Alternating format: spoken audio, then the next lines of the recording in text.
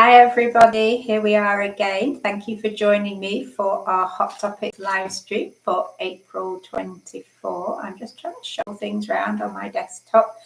If I have some crackly noises in the background, it's Gandalf providing the sound effects. He has just been standing around behind me and he decided that he needed something from behind me, and the thing behind me is the crackly snake from last time that has failed to get in the wash. And he said, oh, I've got to chew that snake. I got to chew that snake. But yeah, you have got to chew that snake. So we got crackly, rattly sound effects from Gandalf and the half-dead snake, which I haven't got round to washing or restuffing. Huh? You're having this here snake, are you? Because I'm not standing up to do it. But hey. So, hello everybody, please say hi in the chat. I see some of you have already said hello. This live stream is open to everyone and it will be available on replay afterwards if you don't have time to stay or if you want to watch it again. And let's see who's here. So, Angelica is here trying to watch the solar eclipse. I don't know if we saw a great deal here. It's been really cloudy and now it's raining, and I'm not sure it seems to have been any different to how it would have been anyway, just because of the thick cloud cover, which is quite a shame. It would have been nice to have seen a partial eclipse, but hey, that is the life in the UK. We've got the old Get What Games, who also didn't see the eclipse, and David is here. Hi, David. Hi, Alison and Lynn. And hi, Barbara. Thank you for letting me know you can hear me, because I can see that today there is video, but I don't get to know if you can hear me or not. I think we fixed last time's video issue with upgrading my Chrome browser. I think that was what solved the problem. I don't know why that made a difference, and I don't even know how to upgrade the Chrome browser. That's an editor thing. But it does seem to be working now. I can see that I am live, which is always good news. So hi to Denise.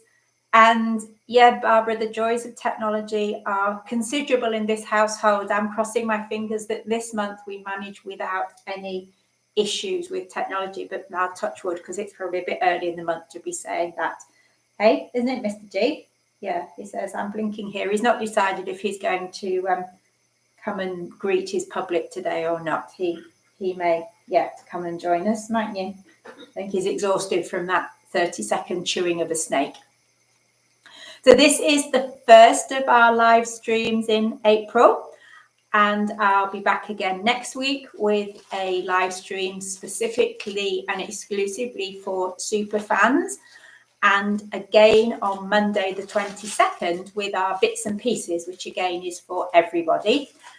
Today we're picking one big subject, and on the 22nd it will be several smaller topics. So these could be questions I've been asked in video comments, things I've come across in work, or maybe things I've seen on social media. Lots cropping up on social media which make me want to talk about them at the moment. So those topics may keep me going for a while yet, as I don't want to dump them all into 1 month. But I would really love to hear from you with subjects you'd like me to discuss, either in Hot Topics or Bits and Pieces. So please let me know with a comment in the chat, a community post, or on one of my regular videos. And I will pull them all together and do my best to cover them as and when I can. Each time I'll just choose some to talk about and then look at questions and comments as we go through if you put them in the chat. So before we go any further, I'd like to give a big shout out to our channel members who, as of course, always know who they are. They're the ones in the chat with the little square paw symbol beside their names. The different colours represent how long they've been a member of the channel for. It's very easy to sign up, and if you change your mind, you can adjust your membership at any time. So there's really not a great deal to lose. There are 3 levels to choose from. If you want to join the exclusive live stream, you need the super fan level, but of course even if you just join for 1 month, you can watch the previous live streams of previous months while you are a member in that month. So you get a reasonably good deal with that because you can look back on ones we've done previously as well.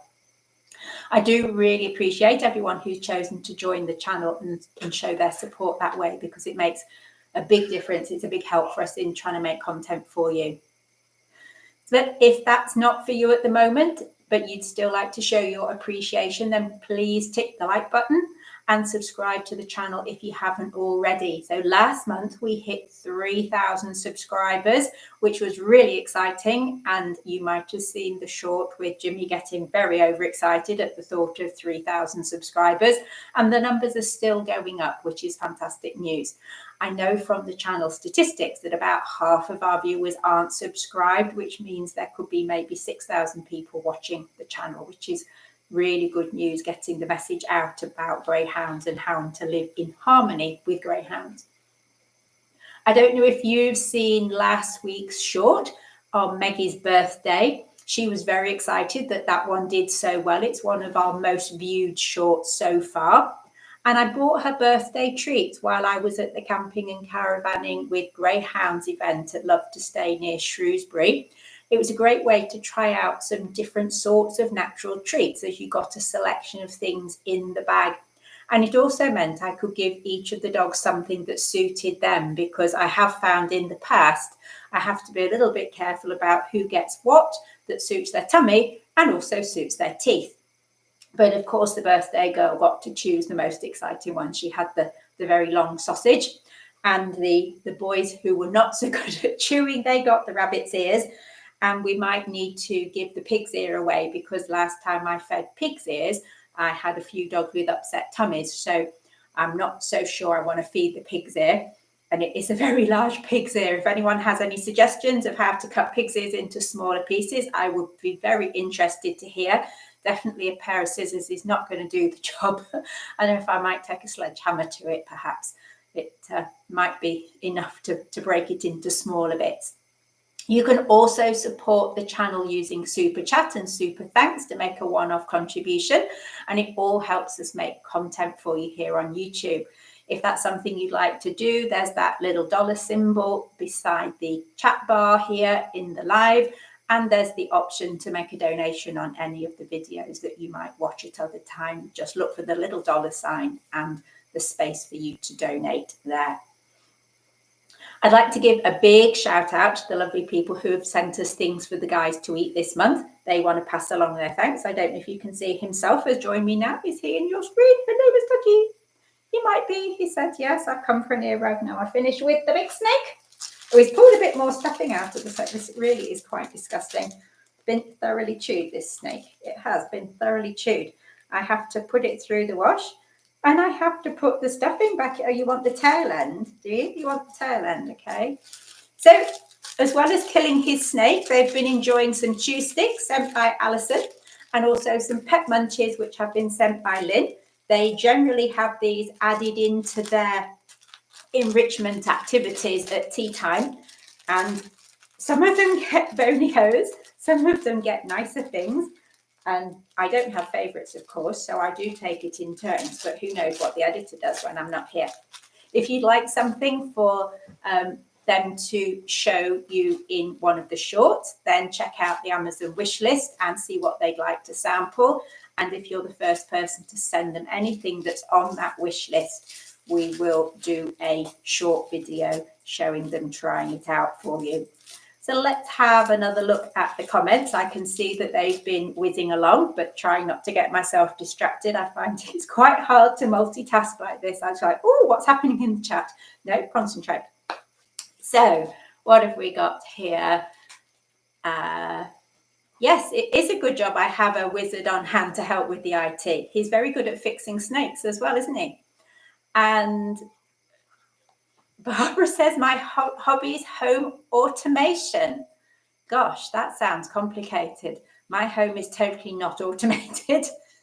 And Sarah says, hi, Sarah and Mama Greyhound. Hi, Sarah, to both of you. Lovely to meet you here. And where are we? The Orchid War Game says, Jimmy needed a lie down after trying to count the subscribers as visits. Yeah, I don't think he had enough toes to... Oh, I think Gandalf's eating the stuffing that's left in the snake now. Oh, it'll make his poo firm tomorrow, won't it? Sorry. Jimmy probably wasn't very good at counting quite as far as 3,000. I think he struggled with 300, to be honest. So it was a good exercise for him. He ran out of fingers and toes. And yes, that snake does need a good wash. And I think there might be less stuffing because he's busy removing with a bit that's left in the head right now and seems to be eating some of it. There we go. And Barbara, yes, we're very honoured to have you as an auntie for the dogs. It's very kind for you to be an auntie for the dogs too.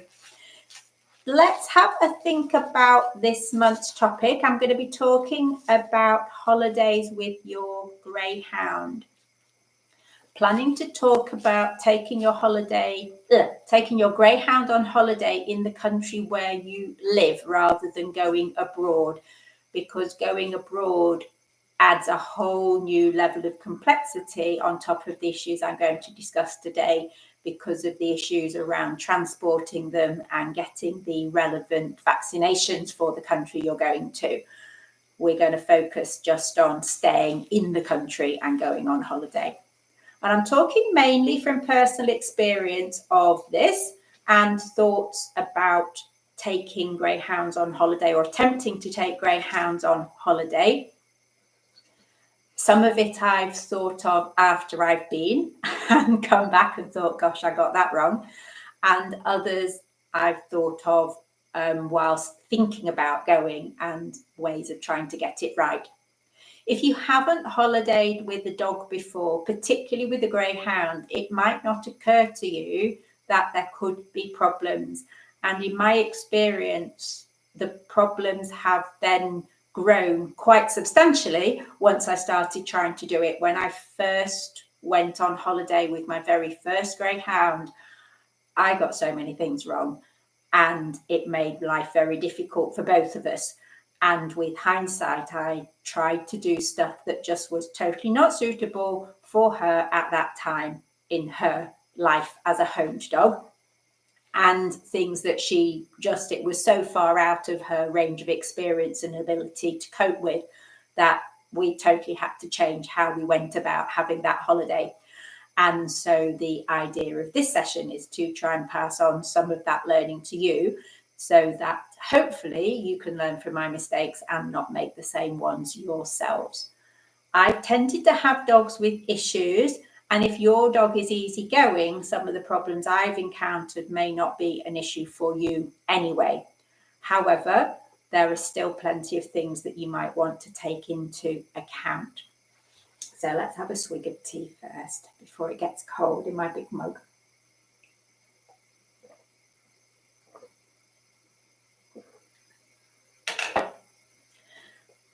Where do we start then? I thought I would start with planning, because if we're going to go on holiday, we've got to plan it. Thinking first of all about when. My main focus when it comes to when is to do with what temperatures are going to be likely. My preferred times to go away are spring and autumn. Given the chance, I would always choose spring and autumn, particularly spring.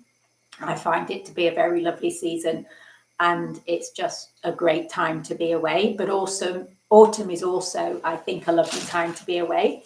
But depending on your other commitments, you might need to travel at specific times of the year. Apologies for Gandalf trying to knock everything flying. Now he's finished killing what's left of the snake. Are you going to sit down now? Yes. He's revving up to sit down now, so we might get some peace and quiet. When I started teaching yoga, which was what I did, let's not lick the leg. When I started teaching yoga, which was what I did before I moved into dog behavior, I was stuck with going in school holidays because I taught the majority of my classes in blocks that aligned with the school term time. And this meant that even though I didn't have school-age children of my own, I had to go on holiday either in the school holidays or I had to maybe cancel a week of classes and tack a week onto the end or the beginning of a school holiday so that I could try not to go outside term time as much as possible. And that meant that I couldn't necessarily go at the times of year I would have preferred. However, I personally would tend to avoid the summer. I would rather not go than go in the summer, and particularly with dogs because of the risk of it being very hot, and particularly with greyhounds, the risk of them getting heat stroke. Now, it might be okay if the car is air conditioned, but you'll be away from your usual warm weather coping mechanisms. In this house here, we have kind of ways we operate when it's going to be too hot. I keep the blinds down, I keep the curtains shut. There are certain cool places in the house where they like to be. If I'm in a rented place, the chances are that may not work for me, and you could find you're getting way too hot for the dog's comfort. I remember once staying in a youth hostel, which of course is not a doggy sort of holiday at all, but I stayed in a youth hostel in Sherborne in Norfolk in the hottest week of that particular year. And I almost ended up sleeping on the sofa in the room downstairs because the rooms were just unbearably hot. And I carefully got myself a blind that had tinfoil on it, the sort that's intended for car, that I put up against the windows and went out for the day, leaving this up and the window shut, and came back later, discovered that the useful person that cleaned the room had opened it all up. And instead of being cooled by my preparations, the room was meltingly hot. Which means, to me, you can't always plan when you're not in control of the environment in the same way. And so if you go somewhere when it's very hot, you may struggle. This is another good reason then for going in the spring, autumn, or even the winter. And depending on where you choose to go, even the simplest of activities, if it's too hot for them to really be out, might not be suitable, and you might find yourself very restricted on what you can actually do. Of course, at the other end of the year, if it's cold and wet, they may not want to go out at all. So they are very much delicate flowers, aren't they, in that respect? When I'm not thinking about the weather, I also would think about restrictions or difficult times in relation to dogs. In the UK, there are certain times of the year and certain locations where dogs might have restricted access to the beach, often over the summer months, sometimes from April or May through to October. And if you were planning on going, somewhere in the countryside, then if it was at lambing time, that could make country walks more difficult. And for example, with some of my dogs, if I went in the autumn to somewhere where there was a lot of woodland and I was expecting squirrels, that could be horrendous. Which means that, say, in the autumn, I might prefer to go to a beach because you don't get a lot of squirrels near the beach, but I would probably avoid going somewhere where I would be walking through woodland because I have several dogs who would want to chase after and kill every squirrel in sight. So just those three things could be an issue for you, thinking about locations and what you're planning to do when you get there. Another consideration, I think, is how far you're going to go. Even a dog that travels well may not enjoy long journeys in the car, and you're going to have to factor in breaks and suitable places for them to have the break. Where might be a suitable place for a toilet break is something you can plan ahead by having a look at the map. I've been to service stations on the motorway where they have dog-friendly areas available, and that is fantastic in that there is a grassy area, perhaps with some trees. However, it tends to be a bit messy, and if your greyhound is unhappy around other dogs, you're not going to want to go to the dog-friendly area anyway. In which case, I would be tempted to think about, can I either come off the motorway, or if I'm not on the motorway to start with, might I stop in a convenient lay-by for the dogs to take a break from the car? When I'm travelling on A roads rather than the motorway, I do like to stop at garden centres because garden centres are often dog-friendly. They often have a cafe, they often have toilets. You can get all of these things, and you could even buy a plant to take on holiday with you. Another problem I've noticed with motorway services at busy times is they can get really crowded. I don't remember this from when I was younger, but these days I've been to services at busy times when I have literally driven round and round and round trying to find a parking space. And if you're on a services like that, then trying to find a specific parking space becomes nigh on impossible. I have dogs in the boot and I have dogs on the back seat. And if they're on the back seat, in order for them to get in and out, I need the door to open completely. And in a typical normal parking space with cars either side, that is not possible, which meant that I was having to drive round not only to find a space, but a space on the end of a row where I could open the door completely so the dog could get out. And that became quite an issue and another reason to go at the less busy times. If you have to park in the sun, and let's face it, most service stations do not have a lot of shade in the car park, you're not going to be able to leave the dog in the car while you go into the services. If you're on your own, of course, that could mean that going in at all becomes very difficult. But also if you were in a group and you were thinking of going in and eating in there or having a coffee together in there, you're not going to be able to leave the dog shut up while you do it.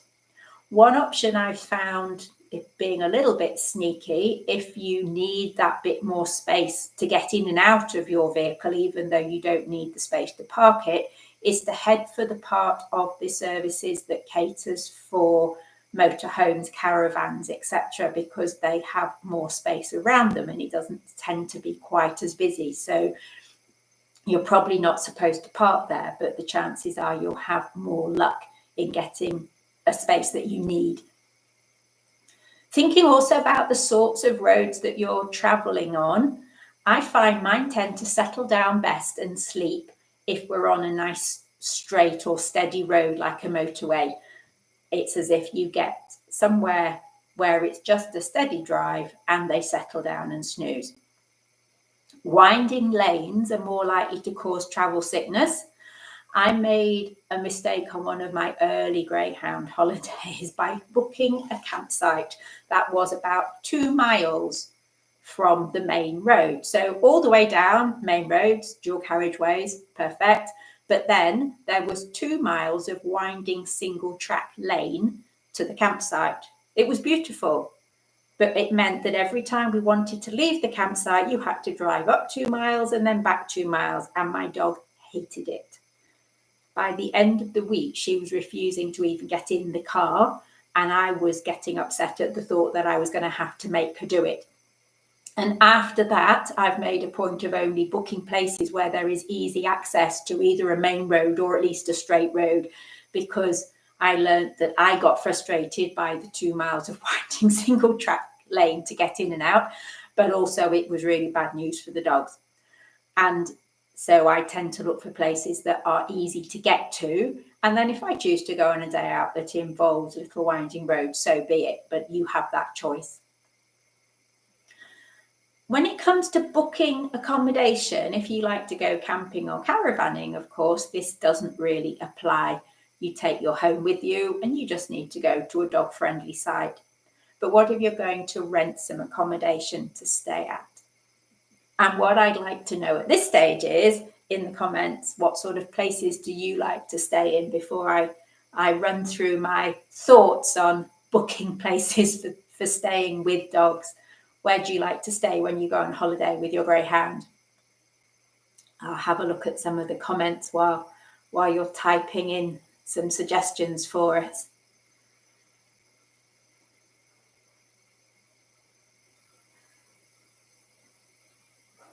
Lynn says that moto services allow dogs, though probably not in food areas. I've seen people taking dogs into the toilets themselves. Yeah, toilets is a tricky issue.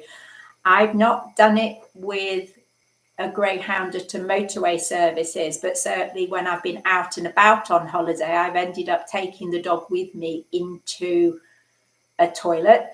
And I've also ended up going places where the dogs had to stand outside while I've been inside, and I've had to pray no one comes into the toilet block while I'm in there, because there wasn't room for them inside the actual toilet itself while I was in there. So that was interesting. And of course, that was just with one dog. If you had several dogs, it would be even trickier. I have, in desperation, asked someone to hold them for me while they've been outside, but I probably would feel very uncomfortable about that now because of the risk of that person just walking off with the dogs.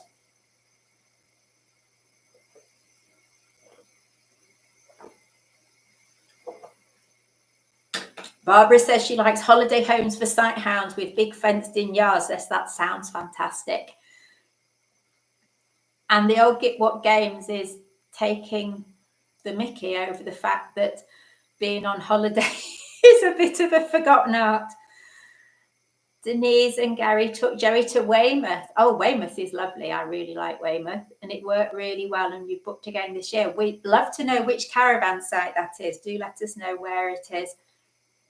And Lynn likes cottages with enclosed gardens, although it's difficult to find precise details of the fencing. Yes, totally agree. Alison hasn't been on holiday with her and would only take her half an hour. Yeah, there is that risk if things don't go well and needing to get home. And obviously, the further you go, the more difficult the journey, the more risk there is. Certainly, if you haven't been before, it doesn't hurt to have a practice run somewhere quite close to home. I think depending on where you go, you can often find somewhere quite nice to stay that isn't very far. A friend of mine took hers to a place on a farm that was literally 30 miles away, but it was like being in a different country. It was really lovely, but it only took, I don't know, less than an hour to get there. And if you're planning just to hang out on the accommodation, then it really was very nice. And it's a good practice run to find out how they get on and to figure out just how much you need to pack and take with you. And AJ did enjoy the cones. And we went somewhere, maybe he can remember, Mr. Editor. Where did we go where we walked along the seafront? I think that might have been Whitby. And we got to the end of the pier, end of the seafront, and there was an ice cream van. And he made us 2 little tiny doggy ice cream cones by snapping the end off a cone and putting a little bit of ice cream on for them. Bless him. That was very sweet. They're very dog friendly in Whitby, I have to say.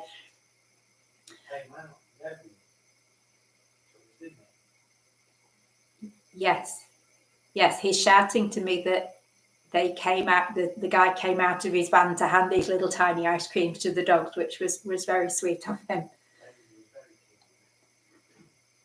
Denise said she went to Bowley's Cove. Yes, do send us the details. A 6-berth caravan, up to 2 dogs. That's one of my bugbears, up to 2 dogs. And Barbara went to a dog-friendly hotel, but he couldn't cope with the other dogs. And then you go to holiday homes. Yeah, the other dogs, and you have to look so carefully, don't you? If you're booking a property, I do think if you can get a recommendation, it is well worth following it up, because finding somewhere suitable can take absolutely ages, in my experience, spending literally hours and hours trawling through websites trying to figure out what might be suitable. In principle, it should be easy. Most holiday websites that I've looked at looking for holiday cottages allow you to search for properties that are dog friendly. However, that is where the problem then starts, because you might come up with lots of dog friendly places in the area you're interested in visiting. But in my experience, dog friendly and greyhound friendly are not necessarily the same thing. There's also the issue that there is sometimes a surcharge for taking a dog, and sometimes per dog. And if that's about £20, £30, £40 per dog, that could potentially cost me an extra £200, which makes it suddenly a bit dearer. I've also been places where there's been a cleaning deposit to pay, and then you get that back afterwards. But of course, if they aren't happy with the standard of cleanliness that you've left, then you lose that deposit, which can be quite substantial. And you might have spent your last day cleaning and scrubbing the place to try and remove any trace of dogs in order not to lose that money. Do you want to really spend your holiday cleaning the house? The main issue I found about places on a generic website that describes themselves as great or as dog friendly is that they often won't take large dogs, and they often won't take multiple dogs. If there's a garden, is it really secure for greyhounds? And what about the flooring? Laminate flooring is so popular, it's very easy for them to clean. If you've got a dog that can't walk on laminate floors, that becomes a problem. And a lot of websites don't seem to give enough information at the searching stage. And quite often you have to go into each individual listing to find out whether, when it says we take 3 dogs, that's only small dogs, or what is the garden like. I stayed at one place, not with the dogs, but described as dog friendly and where dogs were welcome.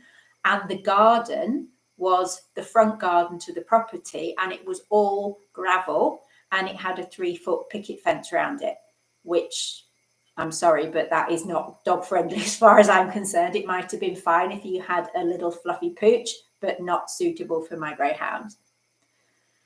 It does quite commonly specify only small dogs, sometimes 2 or 3 small dogs.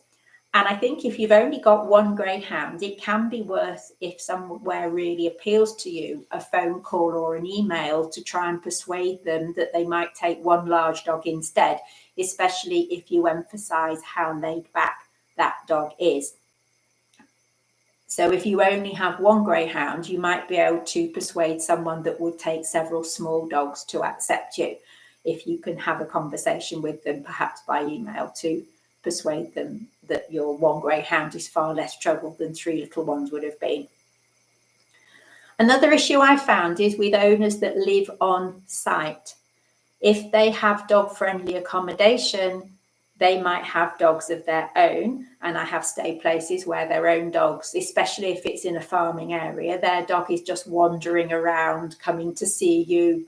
I've had cats coming into the property. It's like, oh boy, this is not going to work with most of the dogs I have now. And it would not go down too well if your dog chased off the resident dog, cat, chickens, etc. So you do have to think about how your dog would feel about the other things that may be there. Another issue is how close can you park to the accommodation? The chances are you're going to have a lot of stuff to carry in.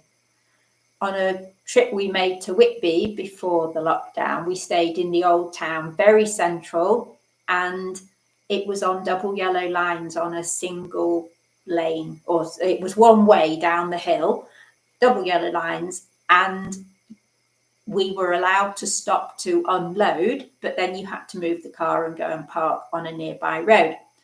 Loading and unloading was tricky because if you've got the dogs, then in theory, if they can't be left unattended in the property and you can't have them in the car because you're trying to fill it with stuff, that means one of you is sitting with the dogs while the other one is running back and forth trying to fit things in the car.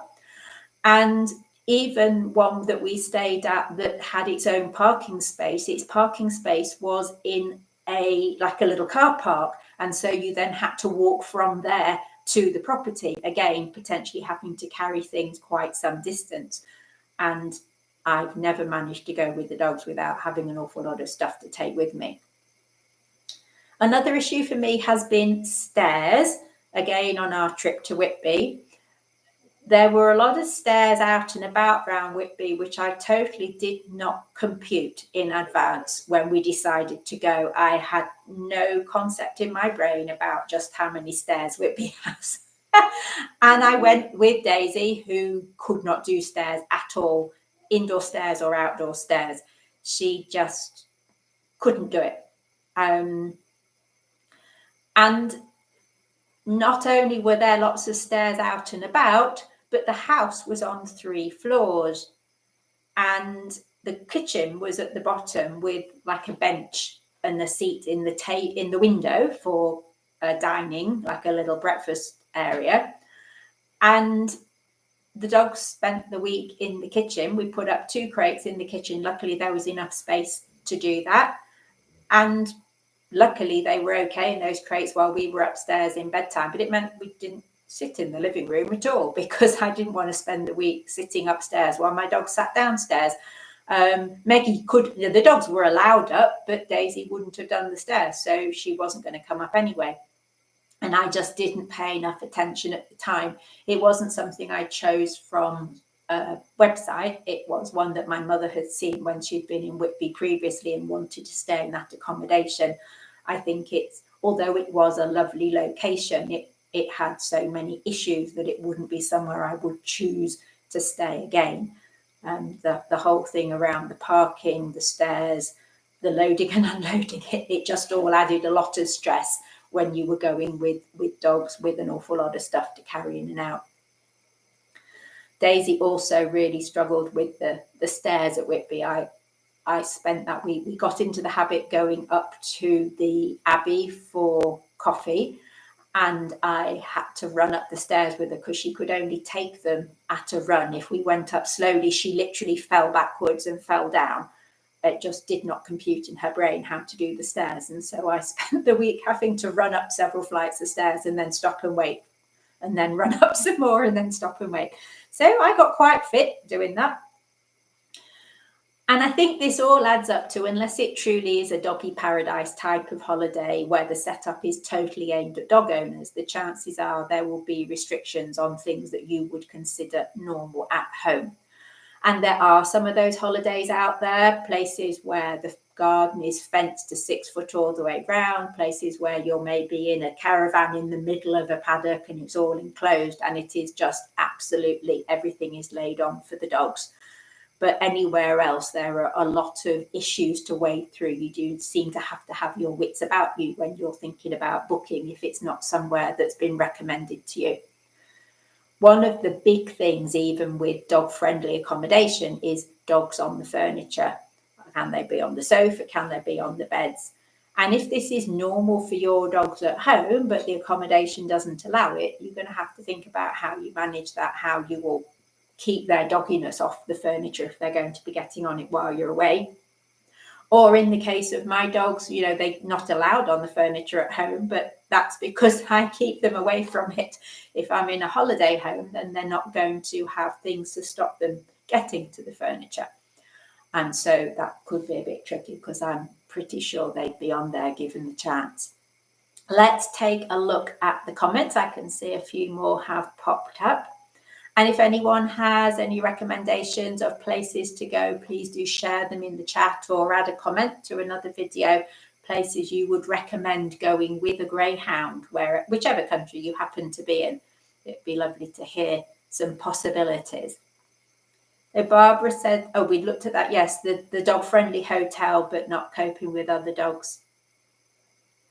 I do think that's a risky one. I did stay in a hotel once, not with the dogs, but we booked the suite that was intended for disabled access, and that worked really well because it was ground floor. It was at the end of a row. It was more motel style than hotel style. So it had various rooms all on the ground floor, and we had our own door out into the garden, self-contained with our own toilet, shower, etc. So we had the option to come and go to the car park without having to encounter other dogs.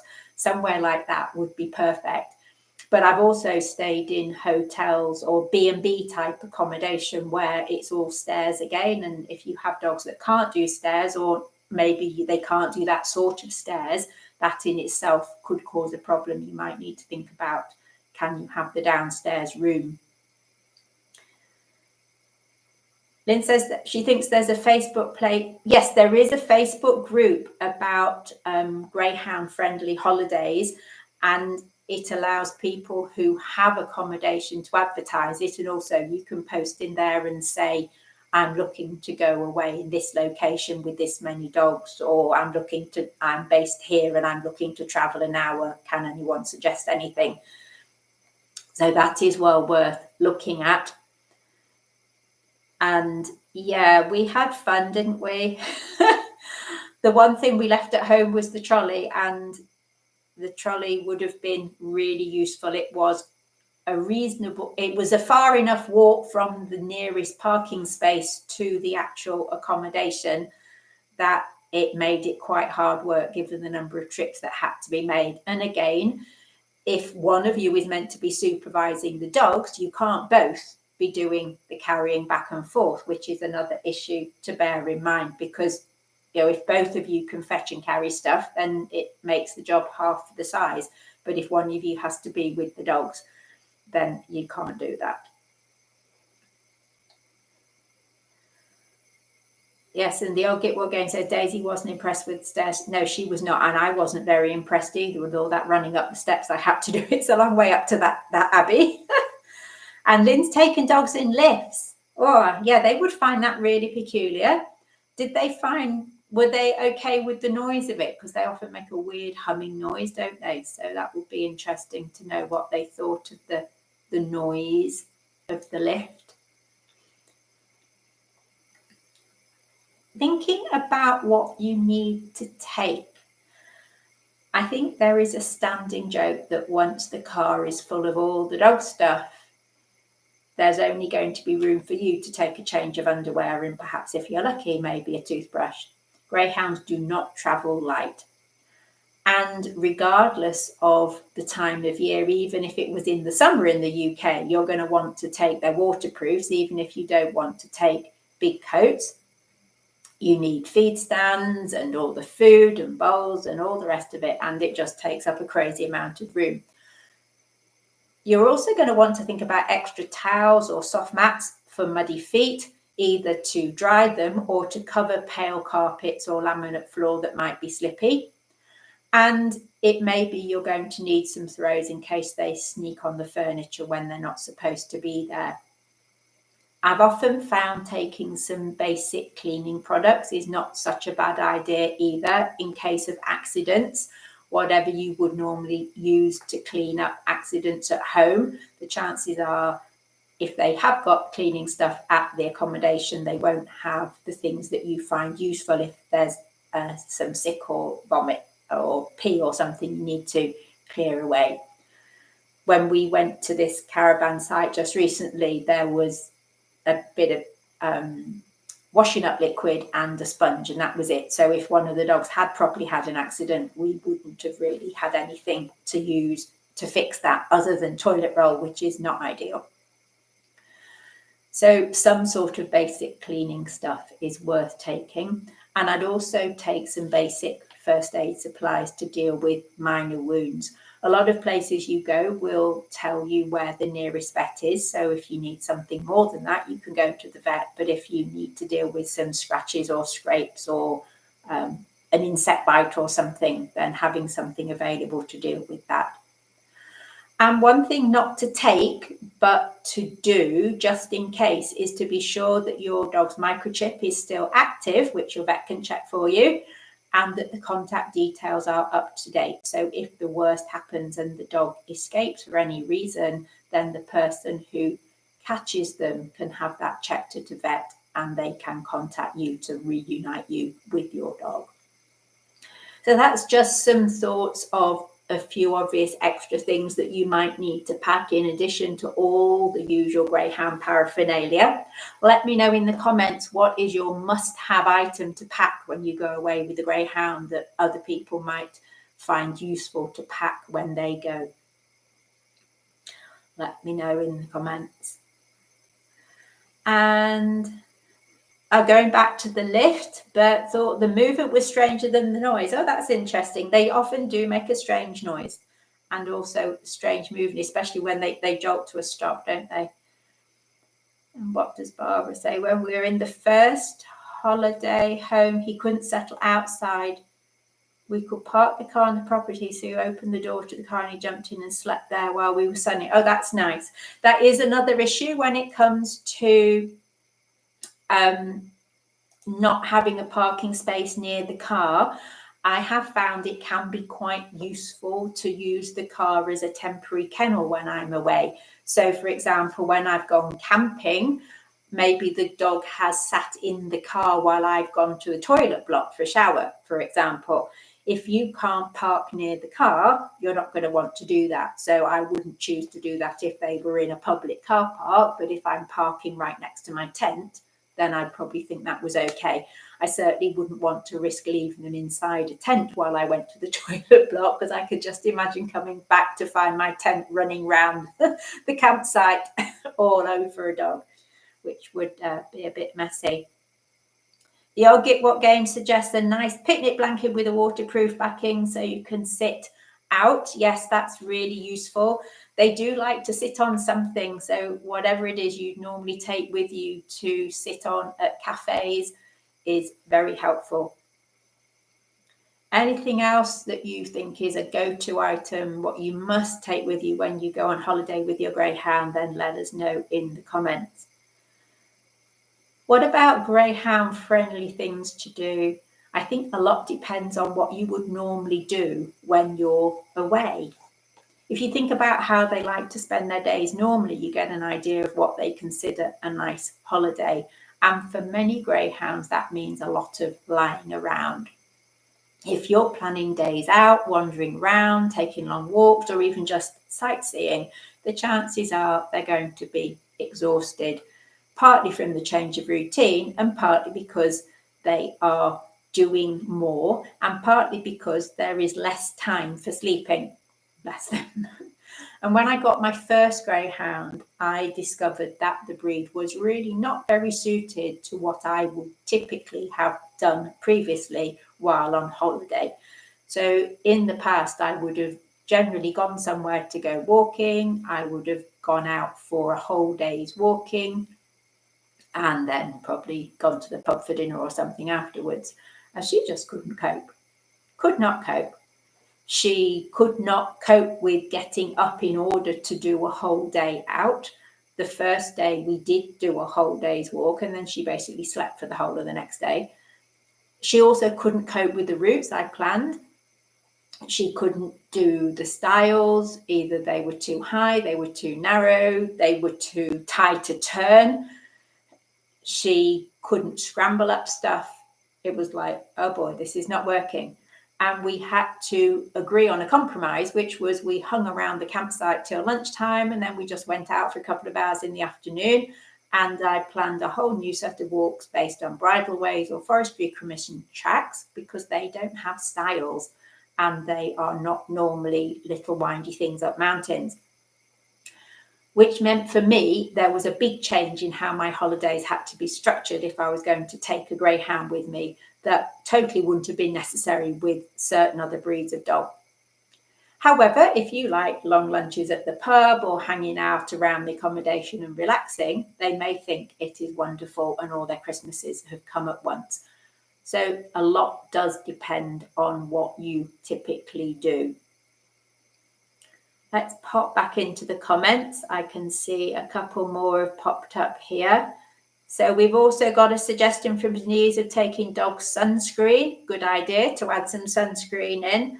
And a foldable high bowl set for Joey to eat and drink. Good idea.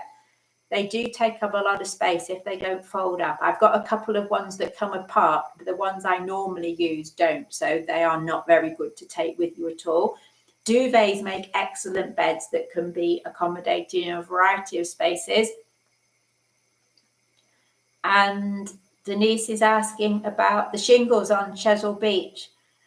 I found that on Chesil Beach, it's tiny stones at one end and massive stones at the other. So it does depend on whereabouts you go. And anything that's like gravelly, slippery, they don't like it at all. When we stayed in West Bay, there are some fantastic banks of gravel alongside the pier, and you could sit there and eat your chips and admire the view. But when we went with the dogs, you just couldn't do it because they didn't want to walk up that bank of gravel. It was not very nice for them, bless them. So you ended up having to sit on the pier instead or walk along the promenade. However, at least if you go to the seaside, there is generally a promenade to walk along. So you know there will be somewhere you can walk that they will be comfortable walking.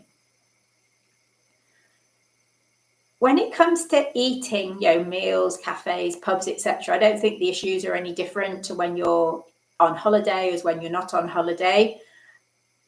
I suppose when I'm at home, I'm not really looking for it, but certainly when I've been on holiday, I have thought there are lots of places that dogs are allowed to go into, which is a bonus.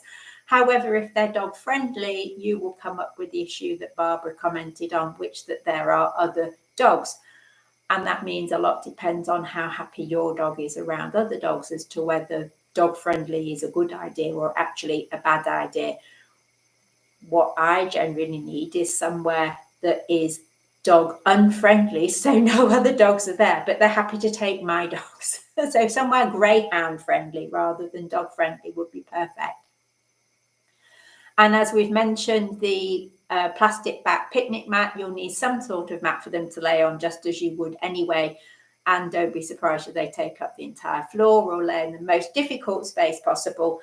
When we went away just recently, I think we ended up with all three of them blocking the route through the cafe and lying so that no one could get past us. But that's greyhounds for you.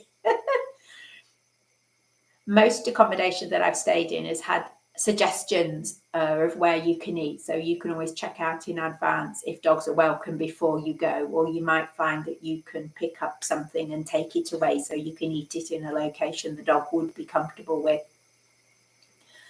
So what do you like to do on holiday with your greyhound? Let us know in the comments what you like to do when you're away, if you do go away with your greyhound at the moment. I know some of you tend to limit that. No, the shingles are tricky, but you can go places along Chesil Beach where you can admire the view without being on the beach, or you could also go onto Portland. If Joey is okay with other dogs, then the dog-friendly beach at Weymouth is amazing. I really like hanging out there and watching the other dogs, even if I'm not with the dog. It's just so fun to watch them going in and out and playing around the beach. That is a lovely space that they've included a dog-friendly beach for them as a section at the end. If anyone else has been there, let us know. But apart from paddling in the sea when it's allowed or walking along the beach, what do you like to do on holiday with your greyhound?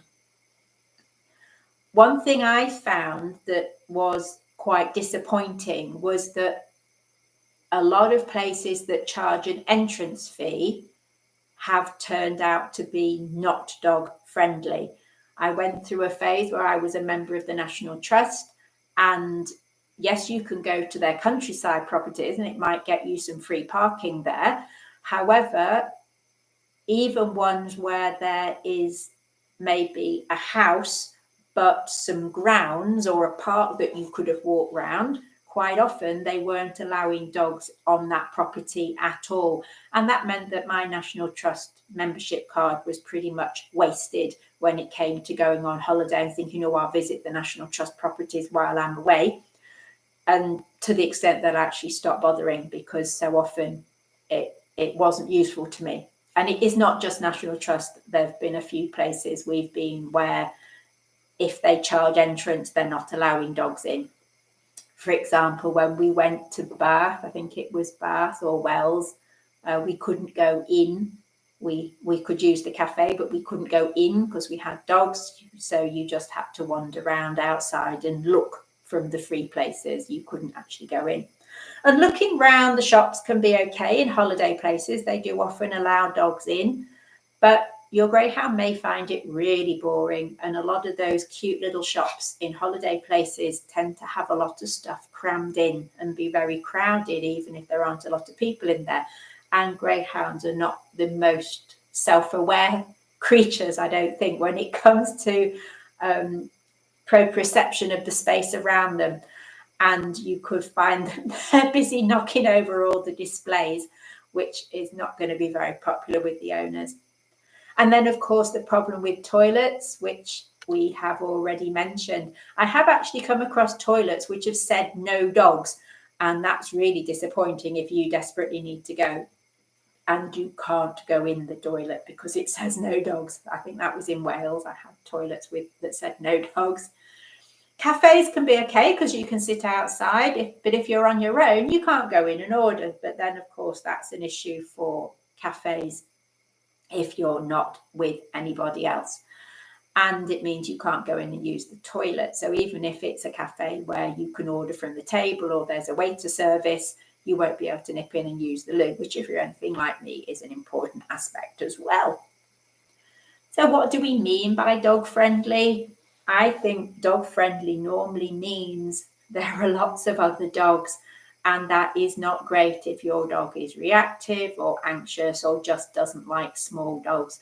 My experience of seaside holidays in the UK, which has mostly been without dogs, I'll say, is that there are so many little fluffy pale coloured dogs that go on holiday to the seaside. I don't know why, but there seems to be some direct relationship between people in the UK who want to take a holiday at the seaside and people who own little fluffy pale coloured dogs. And for none of my greyhounds would this be a good experience. It would be very stressful for all of us to go on holiday places with lots of small pale coloured fluffy dogs. And so picking and choosing maybe a bit more out of season or a less popular place can be a good idea. So do let us know about your experiences with this. Where is your favourite go-to place to go on holiday, whether it's accommodation or just a location? Let us know in the comments what you think.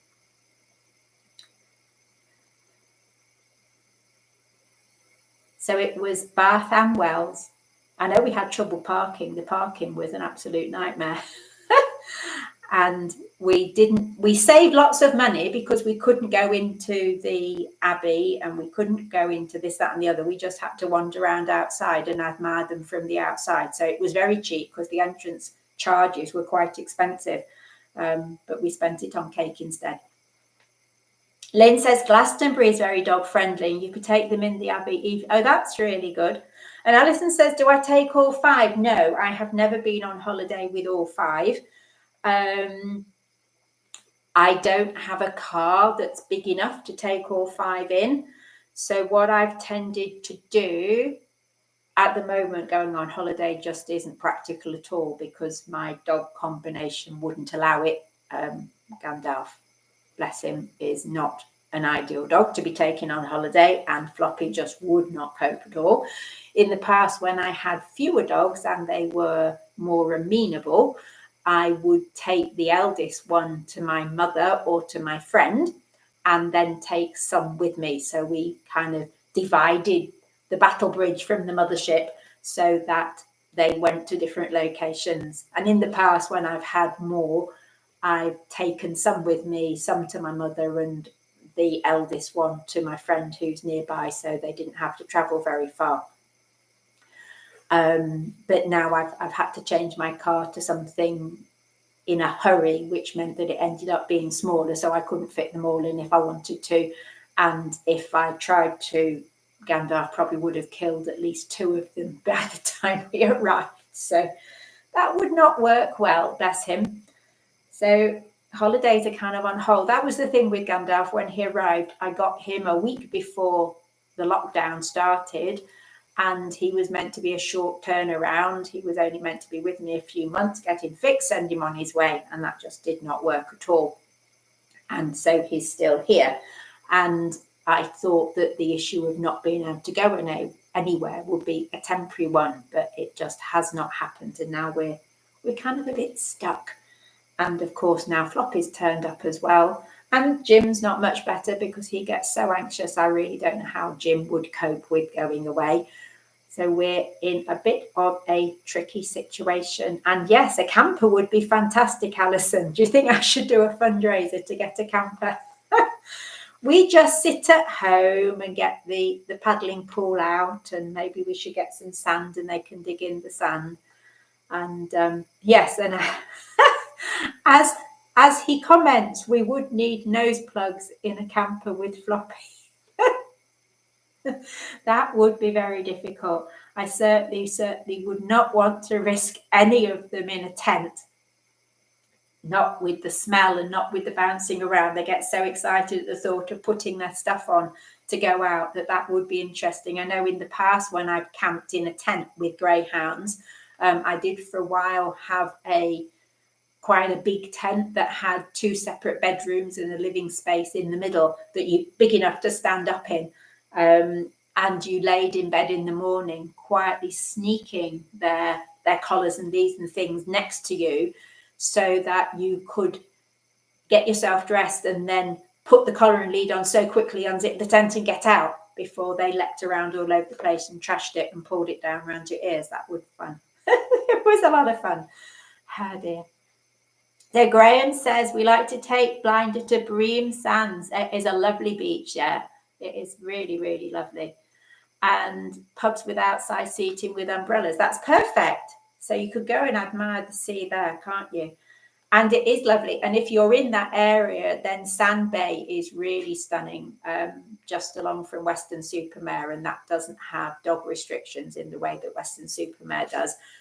It's not, if you have a dog that might run off, it's not that safe because there is a road that runs alongside it, but it is a fantastic dog beach. But you still have to be careful. You never know what you're going to encounter. I remember being there with Maggie and thinking, shall I let her off? Shan't I let her off? Shall I let her off? Shan't I let her off? And I was just on the verge of letting her off. And a horse and rider came over the sand dunes. I thought, oh, thank goodness she didn't let her off, because I have no idea what she would have thought if she'd been off lead with this horse and rider on the beach. So yeah, still have to be careful. And Lynn says she knows people who have motorhomes and go completely off grid. Yeah, that would be perfect. And I think also if you head up to Scotland, I think they still have this business where you're allowed to camp anywhere. I know in England there are more, and I think Wales as well, there are more restrictions about overnight camping. But unless it's changed, it certainly used to be the case that in Scotland you could just park up at the side of the road and camp, in which case then you could just park wherever you found yourself and stop wherever was convenient. So any more questions, any more thoughts, drop those in the comments. If you've enjoyed the live stream and would like to support the channel, don't forget there is the super chat button to make a one-off contribution or a donation on any of our shorts or videos. And to get more of the same each month, please consider becoming a channel member. You can click the link in the description to find out more or to join. And thank you for being here this evening. And if you haven't already pressed like, please click the like button and subscribe if you haven't already subscribed. Next week is the Supervans exclusive live stream, which this month is going to be about advocating for your dog when they need support. And I'll be back on Monday the 22nd for Bits and Pieces. I haven't decided what Bits and Pieces is going to be about this time, so keep an eye on the community post for more information about that, and I hope you can join me then. But if not, I hope you'll be keeping an eye on our videos in the meantime. So I'm going to love you and leave you, and hope to see you again at our next session. So bye everyone.